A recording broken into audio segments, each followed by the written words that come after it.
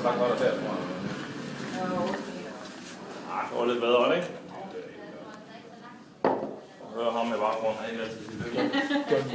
Ja. Vi foretrækker ikke at komme med en juridisk hammer, og så det er sjældent, der kommer noget godt ud af det. Ja. Nogle gange bruger vi det selvfølgelig. Ja. Men jeg foretrækker, at vi sidder der og snakker ikke, og er enige om, at det også er fornuftigt, der er en overenskomst.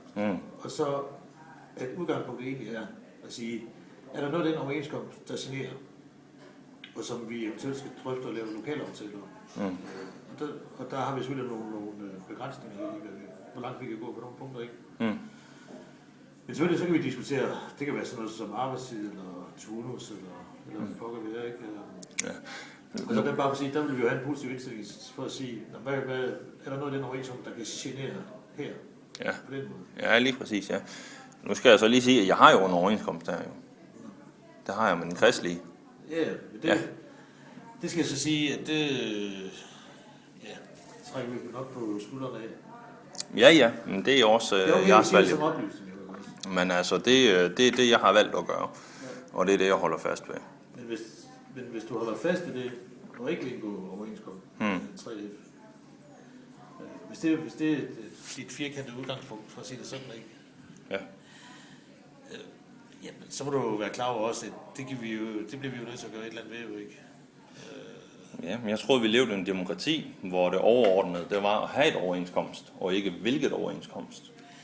Og så siger jeg, Kristi overenskomst, det er jo ikke en overenskomst. Altså. Det siger du jo. Ja. Men du kan også se, at lige nu så sidder du og fortæller mig, at jeg skal vælge dig for ellers. Det er jo sådan, det fungerer i Danmark, ikke? At der er brancheoverenskomster, ikke? Vi skal så, vi er ikke interesseret i at komme og trække noget. Jo, den generelle ramme, siger vi, den eksisterer. Ja. Ikke? Ja. Men derudover, så vil vi selvfølgelig gerne prøve at tilpasse den lidt smule omfang til, hvad der kunne passe dig. Ja. Du må undskylde, for det eneste, jeg hører, det er, lave en overenskomst med mig for ellers. Jamen, det ligger der selvfølgelig også jo. Og den må jeg jo ærligt indrømme, den må du lige så meget, som du trækker på dine skuldre over kristelig, så må jeg trække lige så meget over for den metode. Ja.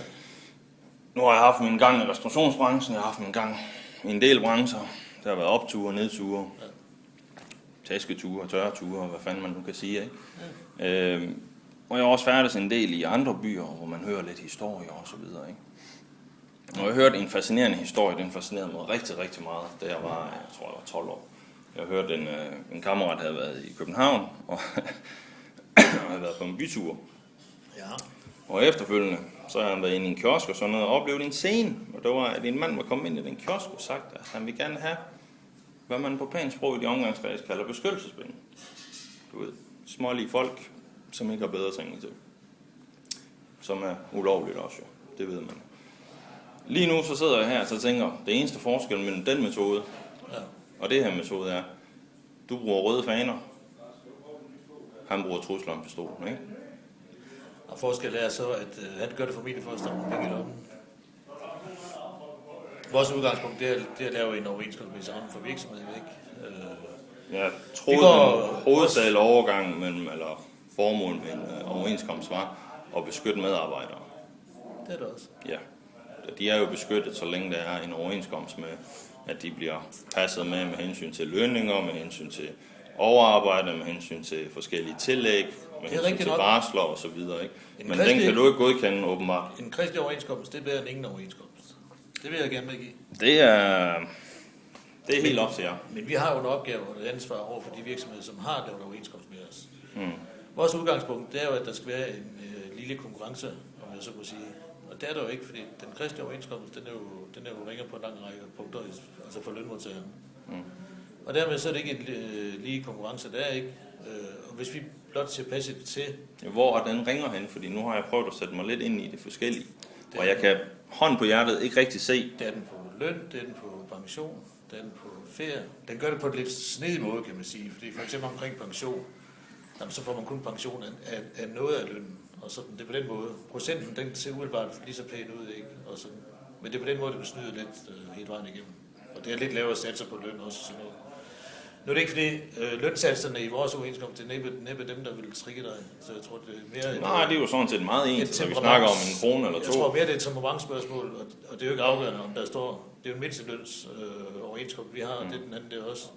Ja. Og for dig, til at sige, der er det fuldstændig ligegyldigt, om der står 109 eller 111. Man kan jo vælge om at sige, at med de lønninger, de får, så er de langt over mindstelønnen. Jamen, det er også, jeg vil sige, at det er jo... Så det er ikke der irriterer mig.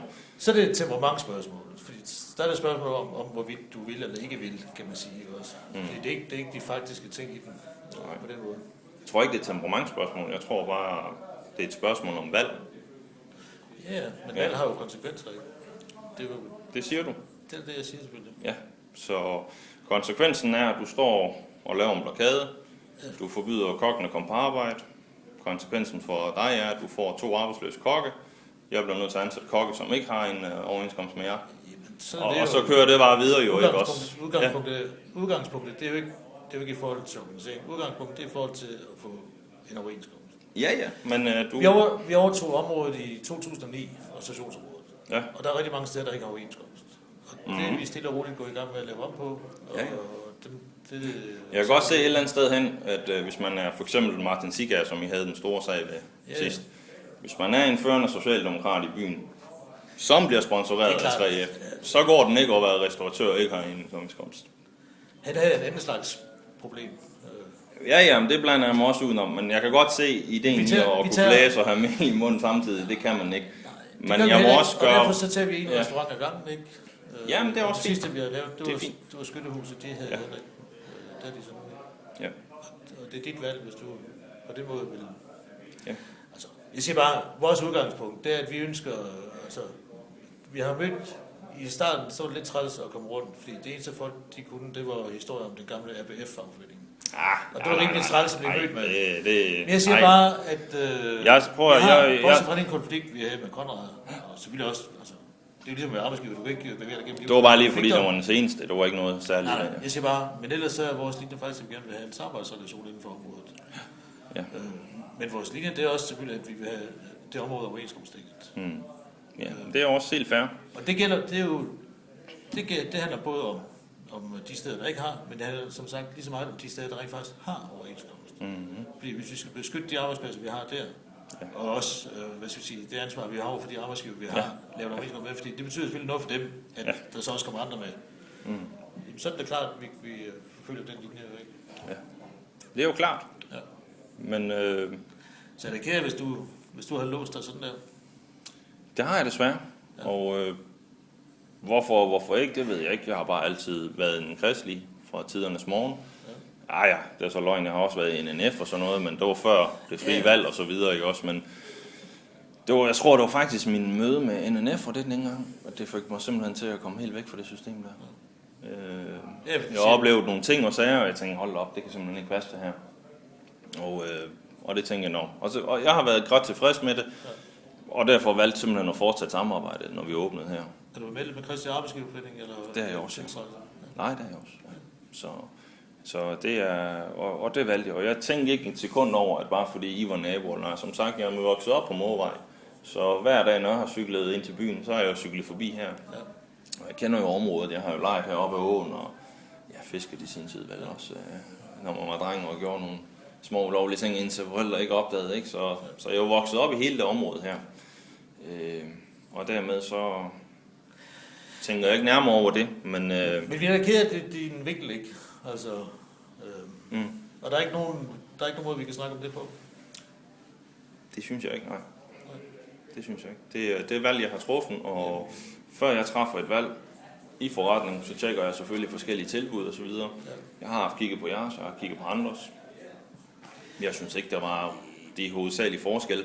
Jeg ved godt, du kender dem mere ind og ud, end jeg gør, og der er nogle fif og ting og sådan noget, man ikke lige kan. Men umiddelbart ud af det, vi har selv kigget på, det kunne vi ikke se andet, udover at de fik en bedre sundhedsforsikring og så videre også i den kristelige, ikke? Og så tænker vi, så fortsætter vi med den, og så er det det. Men så er det også et temperamentsspørgsmål, hvis du ikke engang på den måde.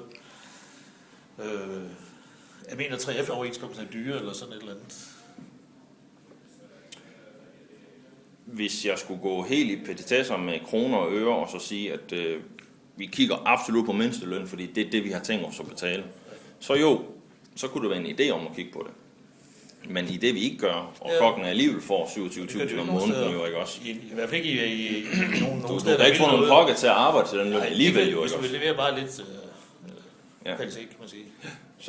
Så de arbejder alligevel ikke til den løn, jo, den mindste løn. Så kan det være lige meget jo, om hvad mindste løn er. Så hun får jo stadigvæk 27.000. Så det er jo, hvad det er. Som udgangspunkt, så har jeg meget simpel strategi. Det er sikkerhed, pålidelighed, kvalitet.